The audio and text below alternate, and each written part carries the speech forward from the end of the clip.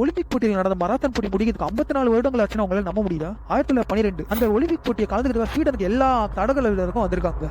அதுல ஜப்பான்ல அந்த சைஸோ கனகுரியும் அந்த போட்டியில கலந்துக்கிறார். அந்த போட்டி ஆரம்பிக்கிறது 7 விசில் அடிச்சு அடுத்த செகண்ட் எல்லாரும் வேகமா ஓட ஆரம்பிக்கிறாங்க. வேகமா ஓட ஆரம்பிச்சு பல பேர் மயங்கி விழுவுறாங்க. காரணம் என்ன? அப்ப பயங்கர ஹீட்டா இருந்திருக்கு. அந்த கண்டிஷனே ரொம்ப பேடா இருந்ததா நிறைய பேரால் ஓட முடியல. அந்த சூழ்நிலை தான் அபிஷியலுக்கு ஒரு கால் வருது. அதுல என்ன சொல்றாங்கன்னா, சைசோ கனகுரின்னு சொல்லி கலந்துட்டாரு ஜப்பான்ல இருந்து. அவர் திடீர்னு காணாம போயிட்டாரு. இதுலயும் அவர் லாஸ்டா ஒரு கடையில போய் ஜூஸ் குடிக்க போயிருக்காருன்னு மட்டும் தகவல் வருது, தவிர அவர் எங்க போனாருன்னே தெரியல.